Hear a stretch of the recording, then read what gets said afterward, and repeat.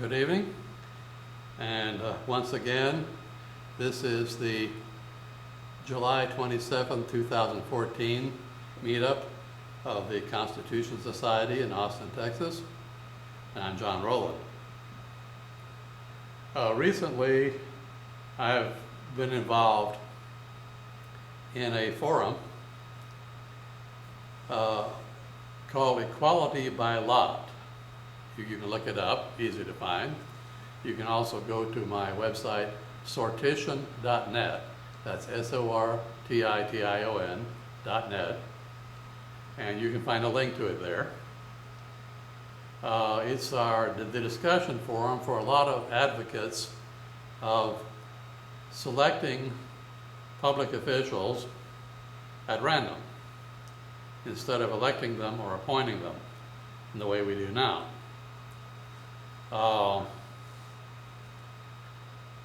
Right now in the United States, we do use sortition already for some kinds of offices. It's supposed to be used for trial juries, grand juries.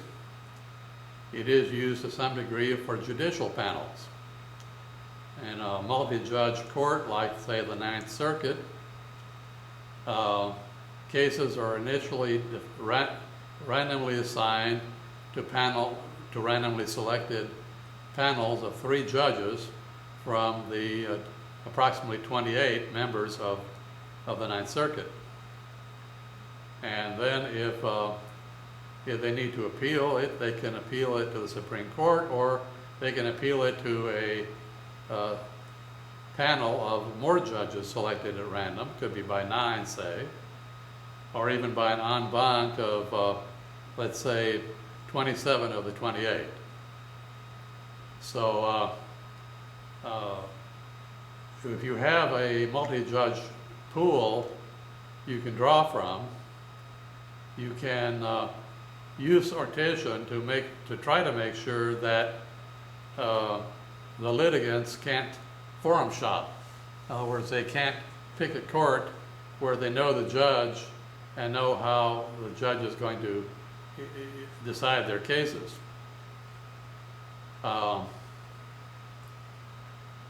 Grand juries are supposed to be selected at random, but they too often are not. In Texas, we have a mixed system.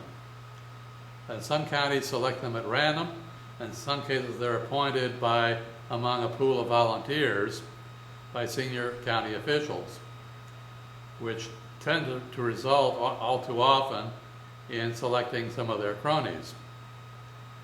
And there's been a lot of objections made to that method of selecting grand jurors. Trial juries do go through a merit selections phase called voir dire, which screens out obviously unsuitable candidates for jury duty.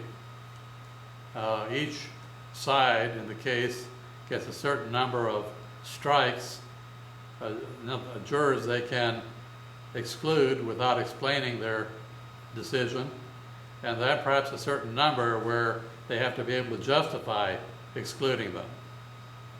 But generally speaking, they can arrive at 12 jurors, and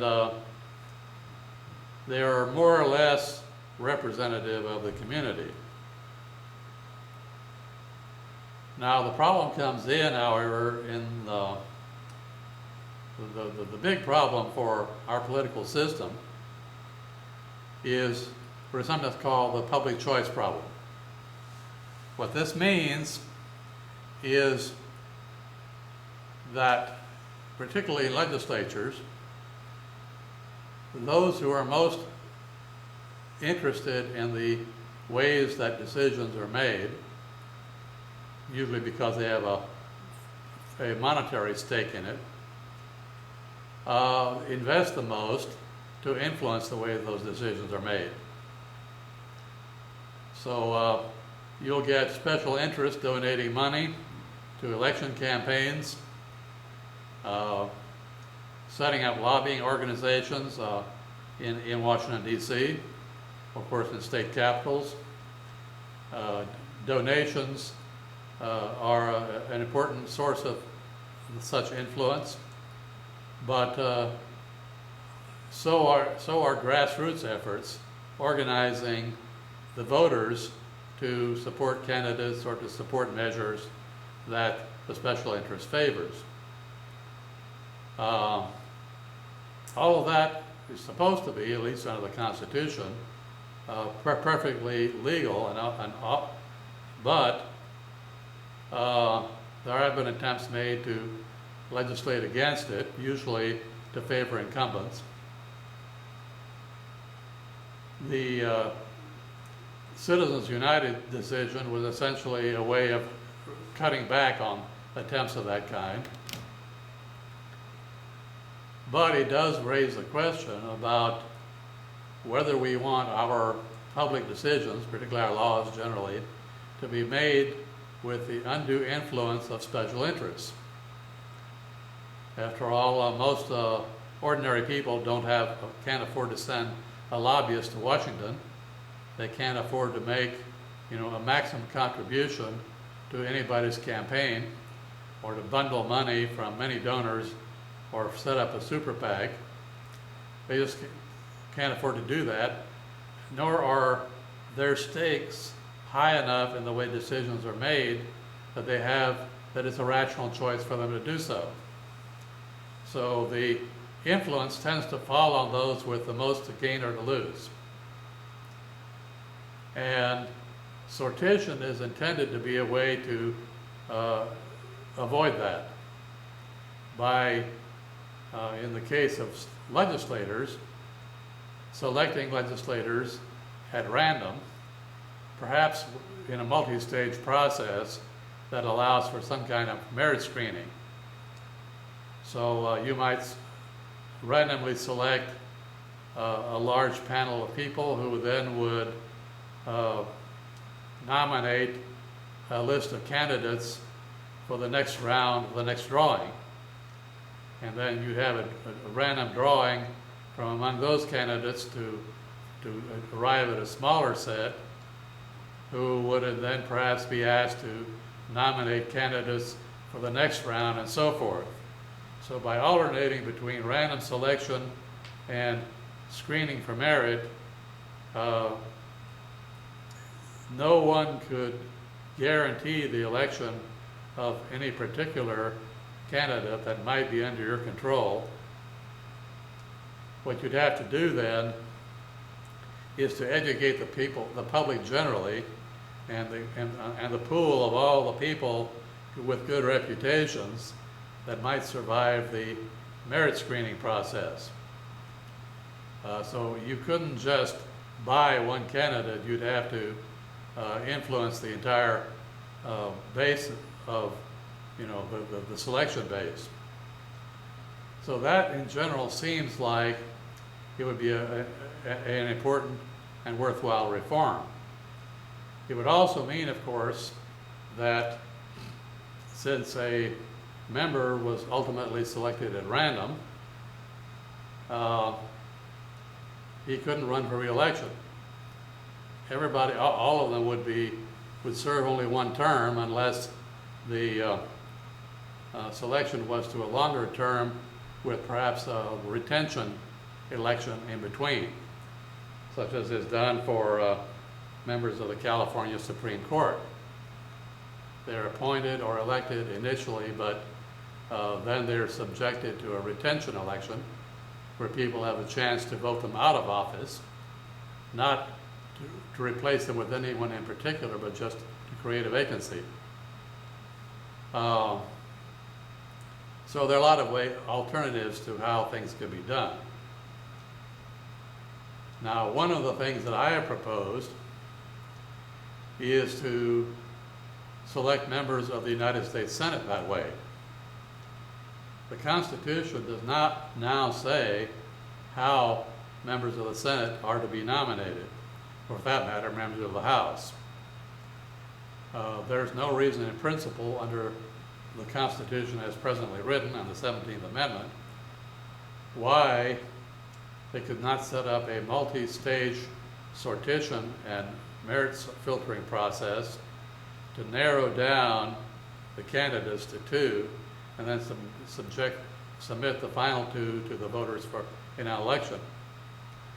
Now, once the nominees were selected, there would be an opportunity for special interests to get in and start campaigning for one or the other, but they wouldn't control the process from the early nominating stages. They couldn't plant their people into the system at an early point. I would not necessarily do that for both houses. I can see an advantage of having one house that is representative in the way that the both houses are now, but having one, the Senate, which lends itself best to that, where it is an actual attempt to pick the wisest, most statesman-like people who don't want the job. In other words, that fulfill the ideal of Cincinnati, or Cincinnatus, who was a Roman, originally an ordinary farmer, who was elevated to become the general and dictator of Rome. He led Rome in a war, won it, and then returned to private life. That seems very difficult for most people to take off 2 years from your business and then come back. Yep, it is difficult. What kind of person could do that? Well, of course, right now it'd probably be mostly wealthy people, or it could be a farmer who has a family who can run the farm for him. You know, back in the days of Cincinnatus, he had family that could run the farm for him, so he wasn't a one-man operation. That is what led to the formation of the Society of the Cincinnati and the naming of the city after it.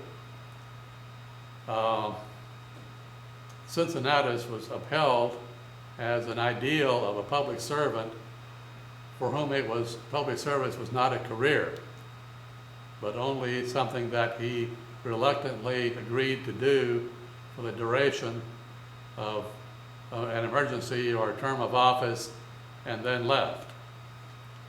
Of course, the issues were easier in those days. In his case, it was to win a war. And of course, he had had previous military experience. He was not new to war. And of course, he was an excellent general. He had a reputation as a supreme strategist, and which is why they were, urged him to assume the role. But the basis for his elevation was his reputation.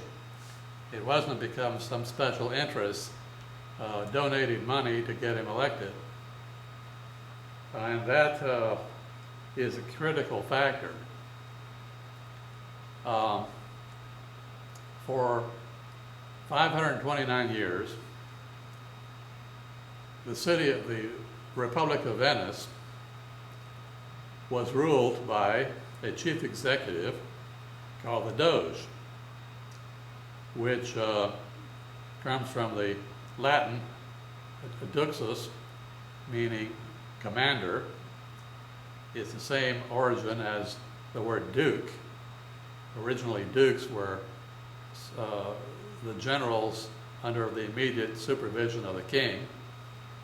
And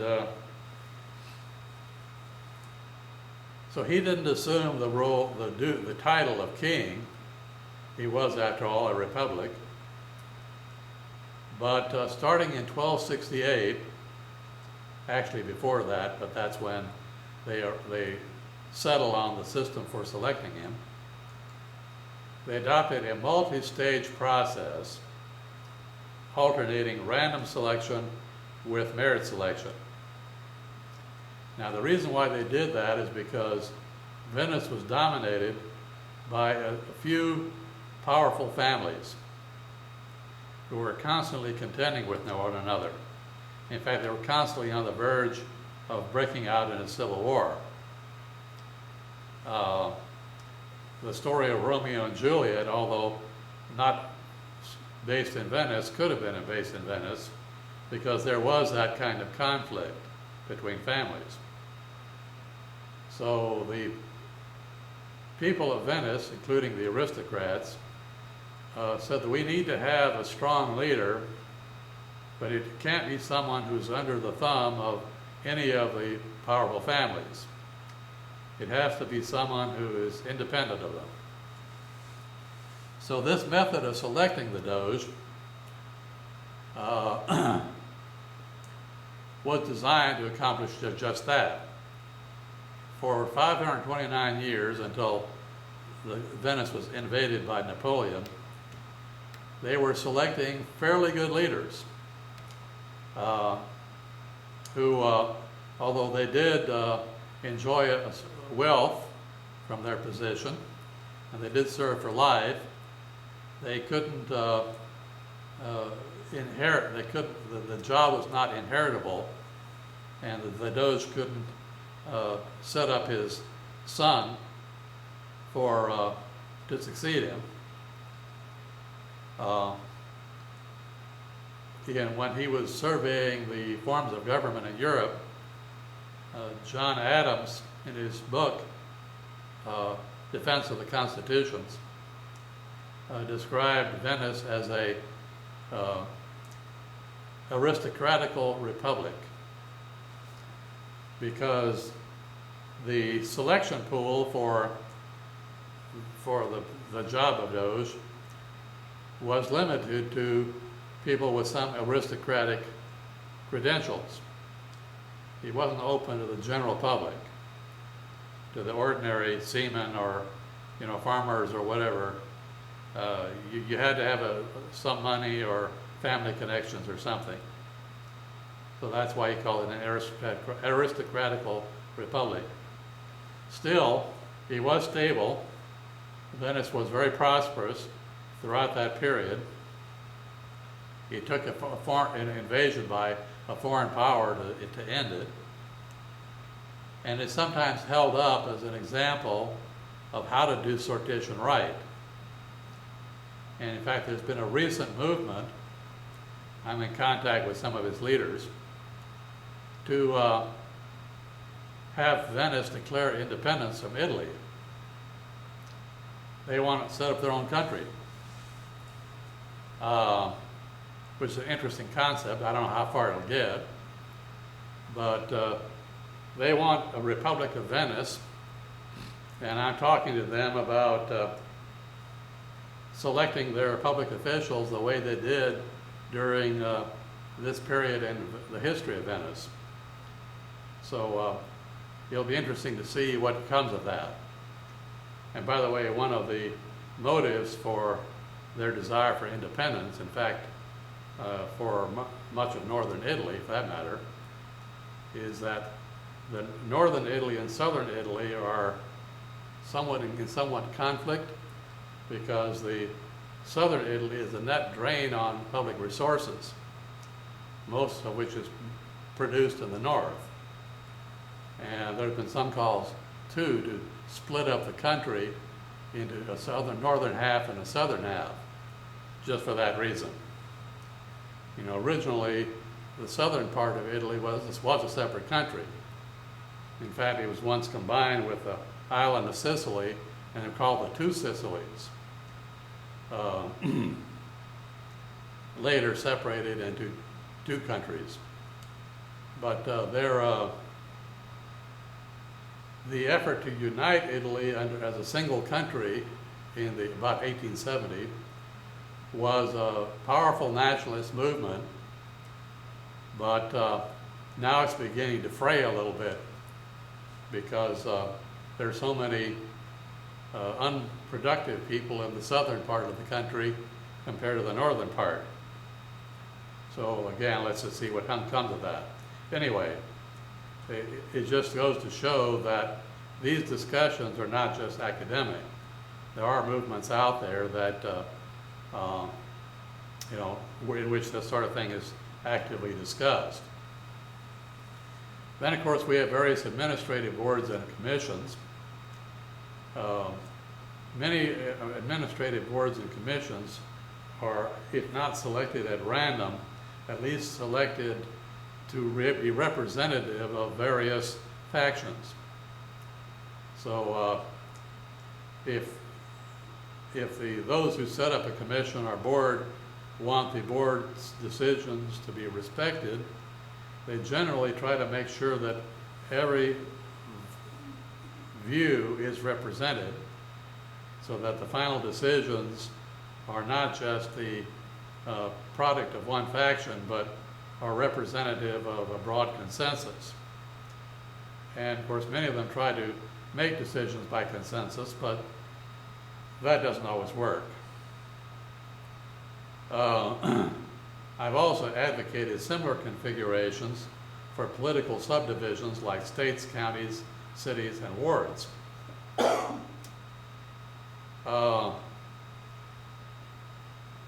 Thomas Jefferson once proposed that counties be divided into wards.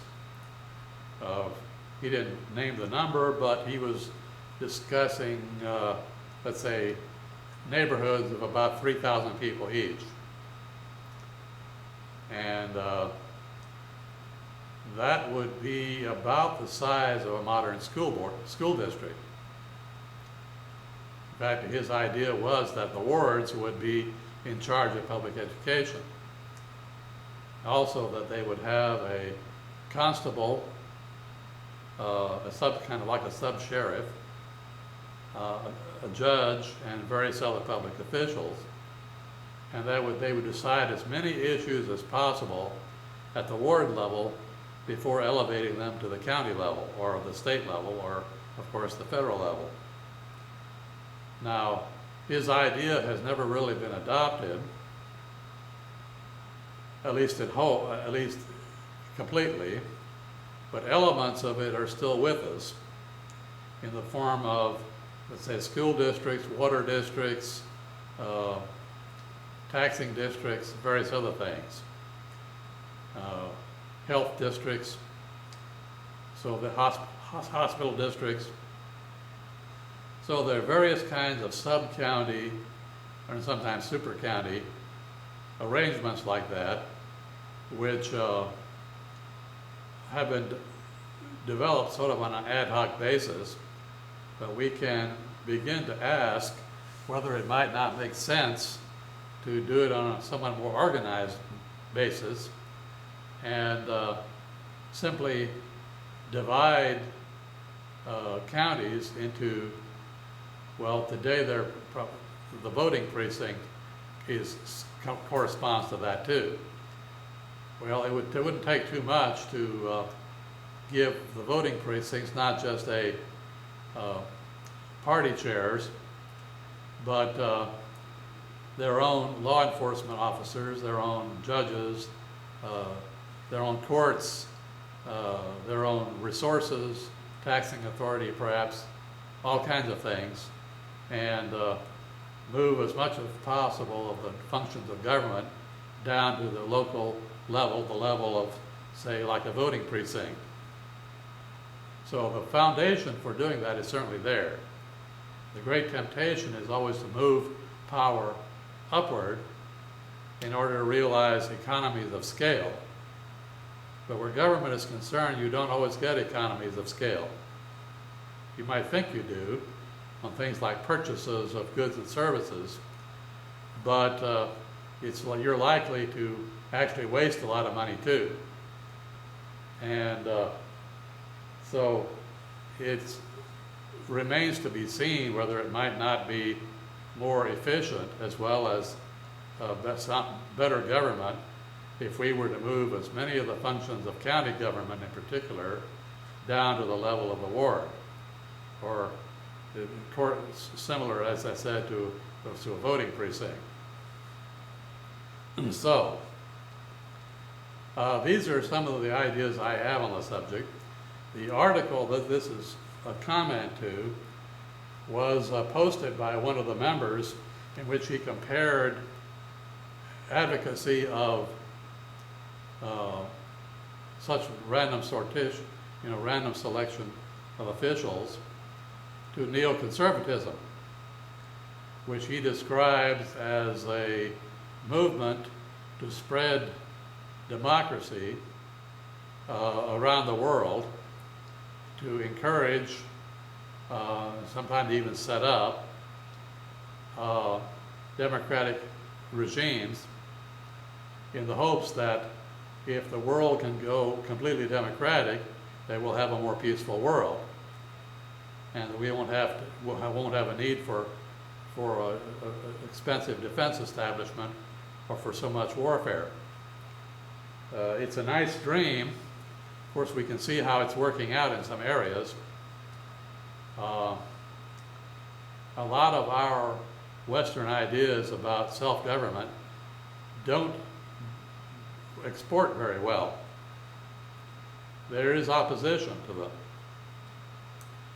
Some of you, if you're on the internet recently, may have seen some demonstrations in Europe of Muslims with carrying signs denouncing freedom,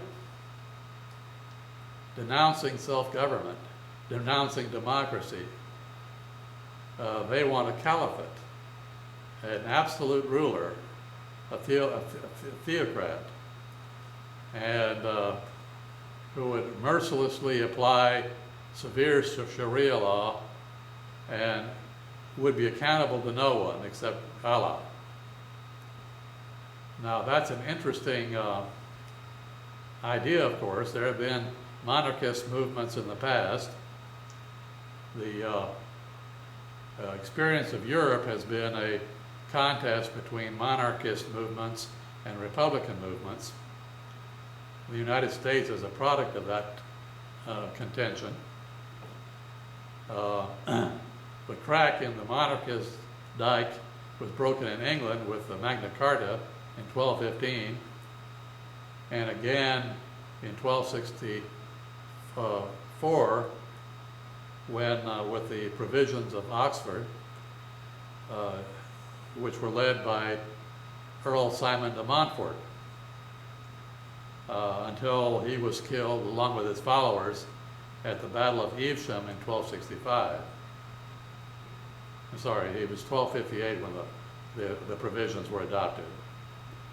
So for several years there, between 1258 and 1265, Montfort was the de facto ruler of England.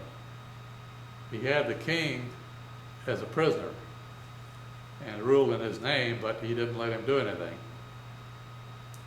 So, and if Montfort had won the Battle of Evesham, we would likely have seen a republic being established in England hundreds of years before it actually, in fact, it never really has occurred, but we would have seen most of the triumphs of the American Revolution realized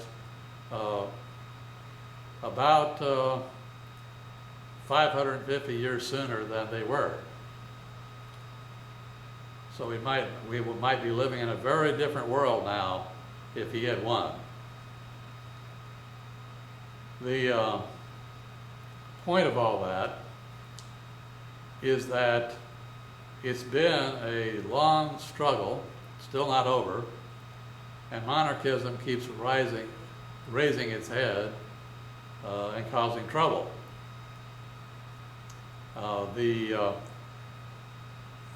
The movement, sometimes called jihadism, should not be called jihadism.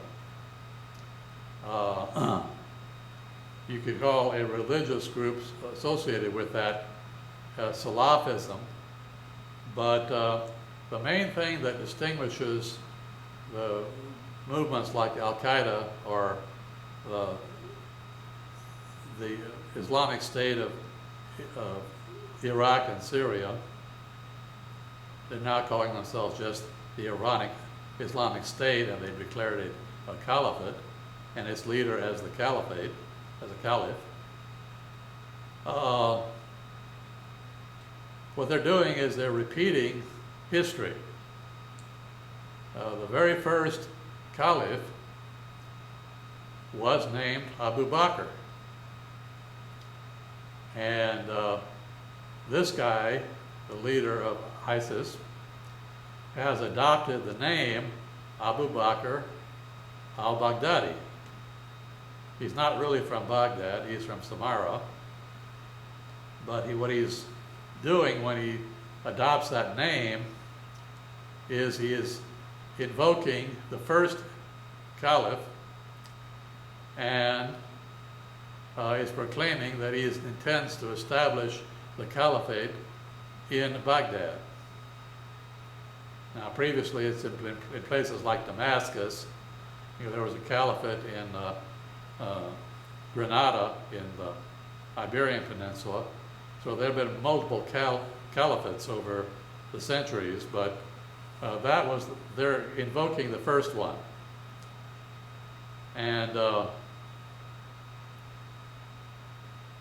obviously they take themselves very seriously, and we should too, but it would be best to call the movement Caliphism rather than jihadism.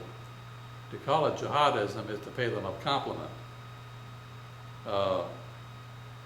Caliphism is neutral in that sense. When you criticize someone for being a caliphist, you're not criticizing him for being a Muslim, because Caliphism is not really part of Islam. There may have been a lot of Muslims who were in favor of a caliphate, but there's nothing in the Quran or the other teachings of Muhammad or that call for a caliphate as the only form of government. In fact, the only form of government Muhammad was involved with, he wrote a treaty for the city of Medina, which has the character of a constitution.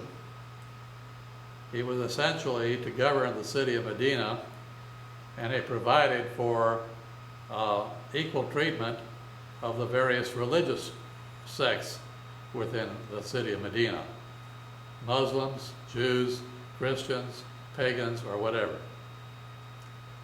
So under that constitution, they would live in peace. Now it broke down after a while, but at least for a while, it does represent what Muhammad thought was the right way for people to govern themselves. It's called the Dustur al-Madina, and we have it on our website, constitution.org, or at least a translation of it. And it's very interesting to read. It doesn't have all of the elements of what we would call a constitution, but it has a great many of them. And it's worth studying as an example of early constitutional thought. But the rise of Caliphism means, as an opposition to Western liberal in the classical liberal sense, democracy or republicanism is essentially drawing the line that we could call the clash of civilizations. It's really a clash between monarchism and republicanism. And it's an old contest, goes back thousands of years. Republics are not entirely new. There have been republics for thousands of years. The Hebrews, the Greeks, the Romans, most of the countries of Europe were republics at one time in their past, or at least parts of them were. Warlords would arise and crown themselves king and begin to claim that they were ruled by the grace of God, and all of a sudden nobody could appear to disagree with them without being an offense to the church. So that was a transition over time, but the roots of Republican government do run deep. They just didn't suddenly spring up in the United States. There are roots, for example, in Spain. Year 1120, what's called the Fueros de Leon. It was an early constitution-like document in what is in northwestern Spain. Leon was one of the kingdoms that was put together with Asturias, Galicia, and Navarra to form Castile. That later united with Aragon, you know, when Ferdinand and Isabella married. Isabella was the monarch of Castile, Ferdinand of Aragon, and they then united to defeat the Muslims and drive them out of Andalusia, the southern part of the Iberian Peninsula, and to unite all of Spain under one rule, except of course for Portugal, which was a separate kingdom. Now, that was a example. It later, about 100 years later, led to the Fuero de Cortes, which set up the first parliament in Spain. It was a parliament that supported a monarch, but it was still a parliament, and it provided an inspiration for what later happened in England. The Magna Carta and the provisions of Oxford. There were other examples. The Holy Roman Empire, although called an empire and headed by an emperor, the emperor was elected. He was not, didn't rule by birthright. He was elected by the heads of the various constituent kingdoms of the Holy Roman Empire, of which there were a bunch. Some of them were republics themselves, although most of them were kingdoms. The Republican movements became strong in what is now Switzerland, uniting initially 3 and later 21 cantons into the Helvetian Confederacy, which is the official name of Switzerland.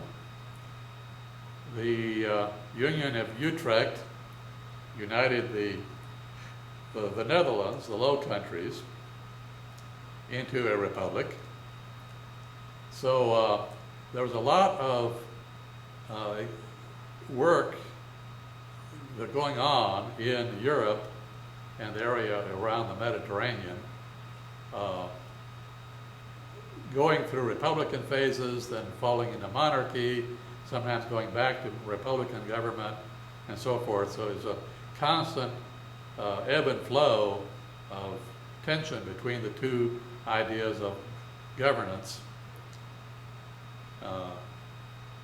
It was once expressed in England by, during the period when Cromwell was, and the Levellers were ascendant,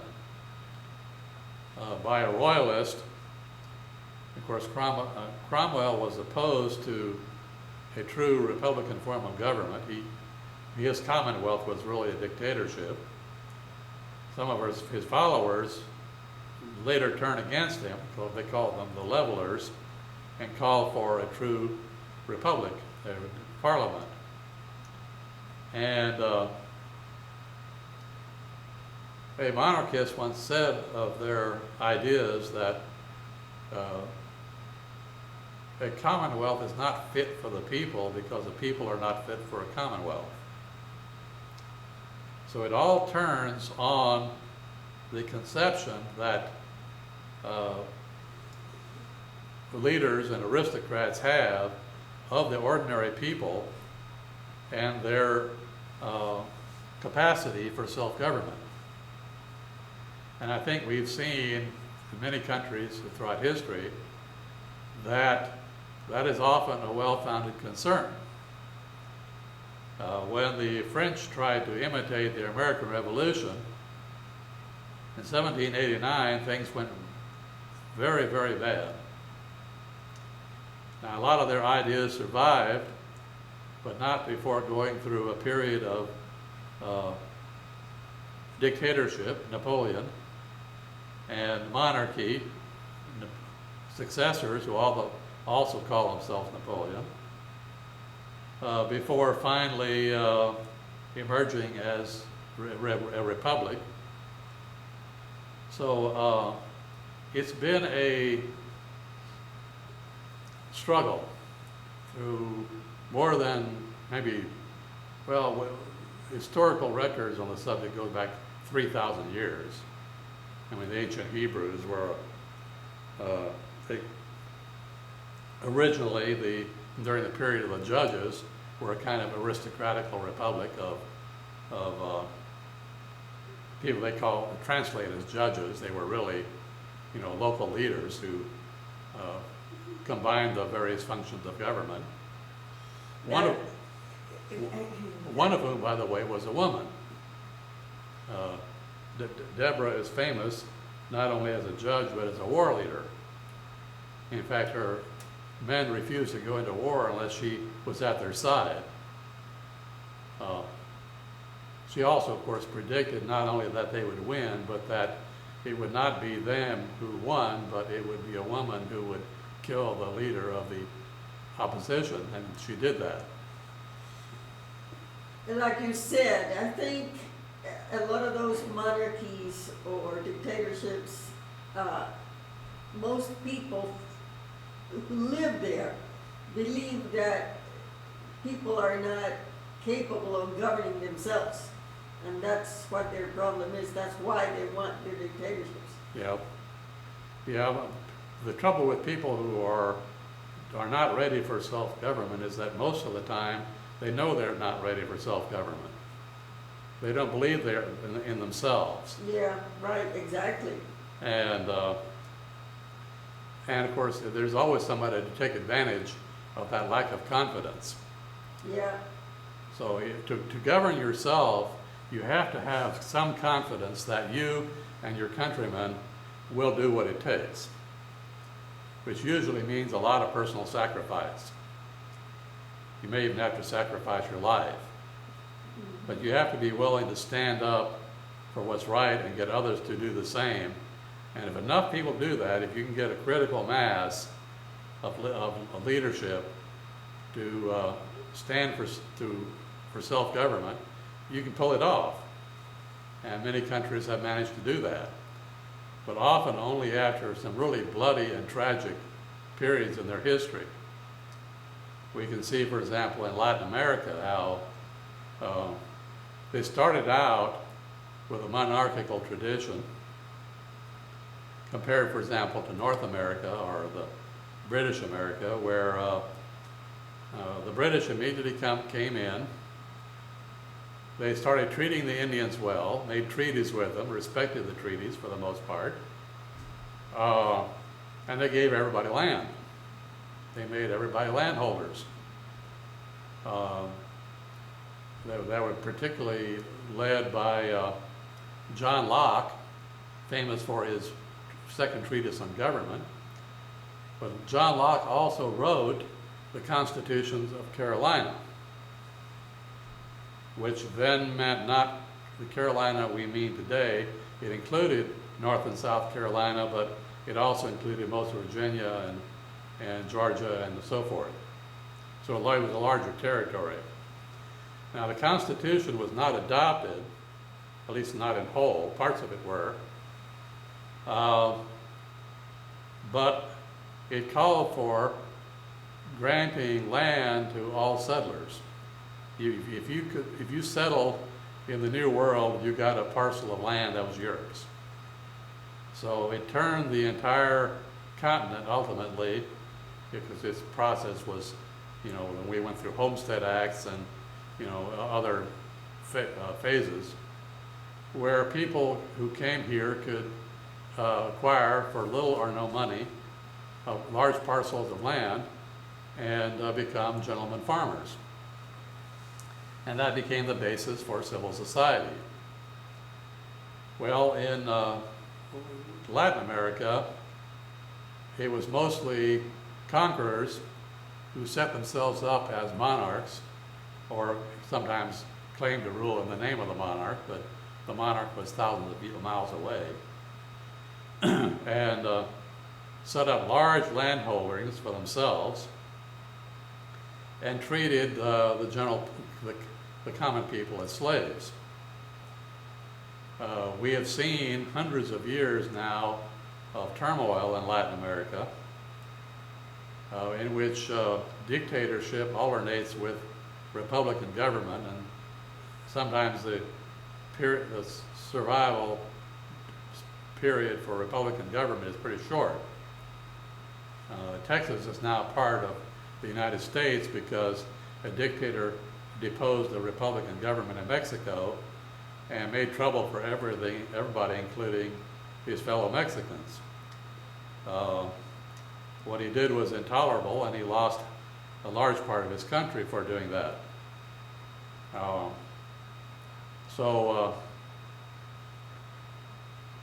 The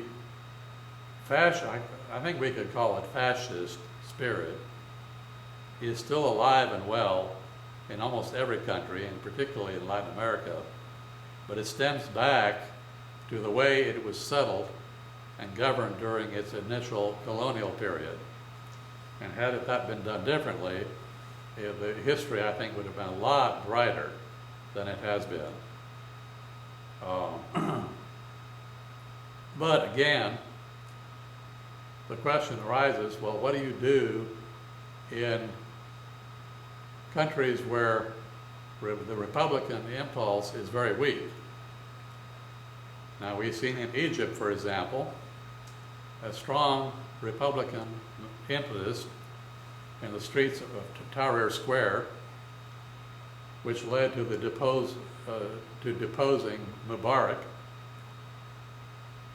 then to the election of Morsi, and now to the deposing of Morsi and a replacement of him by a general. And we sometimes forget that the last several leaders of Egypt were also generals that rose to power through irregular means. Nasser, Sadat. Mubarak was appointed by Sadat, so that was that wasn't a coup, but there's a debate as to whether Sisi's ascent was a coup or not. He did get an overwhelming majority of the votes in the election. Of course, we don't know whether the votes were counted accurately, but from all reports, he is popular for the time being. But it does not bode well for Republican government in general, because they're also, to get that result, they also had to suppress the Muslim Brotherhood. Now, I wouldn't hold out the Muslim Brotherhood as those who support Republican government. They clearly don't. They're enemies of it. But that they would get so much support means that there's a very large fraction of Egyptian society that is not ready for what we would consider responsible self-government. And although we can hope that Sisi will lead his country toward that goal, it's also possible he may become another Mubarak or Sadat or Nasser. We'll just have to see. In other parts of the Middle East, we see similar problems. There's some monarchies, some dictatorships, some theocracies, where the people are not given much opportunity to select their leaders or their policies, and we can't be sure that if they had were allowed to do so, that they would do it well. In India, we probably have the single largest example of a Republican government that seems to be working. Now, it might be rather socialistic, especially in some states, but it hasn't fallen apart. there have been fraudulent elections, but apparently they're not too fraudulent. And India was a case of imported Republican government. Interestingly enough, imported from a country that was not Republican, at least not nominally. So India didn't adopt a monarch, they formed themselves as a parliamentary democracy with no monarch. And they, for the time being at least, they seem to be doing okay. But they're an exception. In Indonesia, it's been more troublesome. There have been several dictators. Now they've just had an election which looks, if it holds, looks like they might be getting out of the woods. So again, we can hold out hope for them and hope that they're moving in the right direction. But it's not a foregone conclusion that Republican government is going to work everywhere it's tried, especially not the first time it's tried. You may have to go through dozens or hundreds of years of bloody conflict before people finally decide that the alternatives are worse. And we might hope that they don't fight any wars along the way, because it's easy for dictators to become war leaders and to start a war with somebody in order to retain their power. Many wars have been started that way, and we now live in a world of very dangerous technologies where we simply cannot afford to have people like that emerging and trying to start wars with modern weapons of mass destruction. So the problem, of course, presented by this article that I'm responding to here is whether, in some sense, those of us who advocate sortition are doing the same kind of thing that the neoconservatives are doing in advocating intervention and nation building. Now, I responded, I didn't think that the analogy was all that good. You could draw a lot of other analogies that would make more sense, but it does raise some interesting issues, because if you had what's called a demarchy or a kleristocratic regime, in other words, one in which random selection or sortition played a major role in selecting public officials, would the result, the policies pursued by randomly selected officials, be pacifist, neoconservative, aggressive, what? What could we expect of randomly selected officials of government?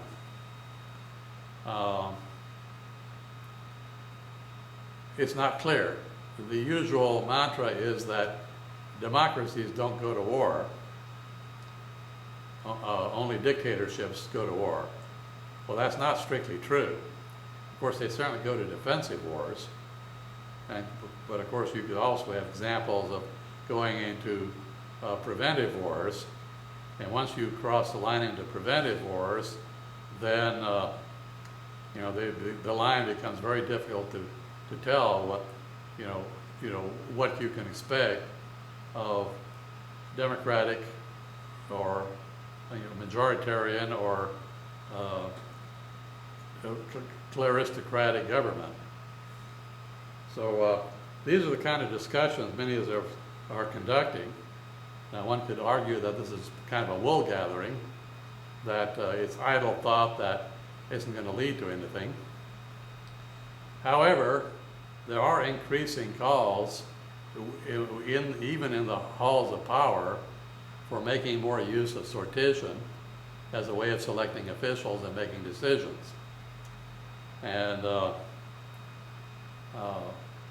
There's much to recommend that. So it's by no means just idle speculation. There is real discussion of real reforms using such methods. And it's worth becoming familiar with them and examining how they may help us solve our public problems. So with that, I'll draw this segment to a close and see if there's enough time for another one. Actually, there's not. We've got to leave. Okay.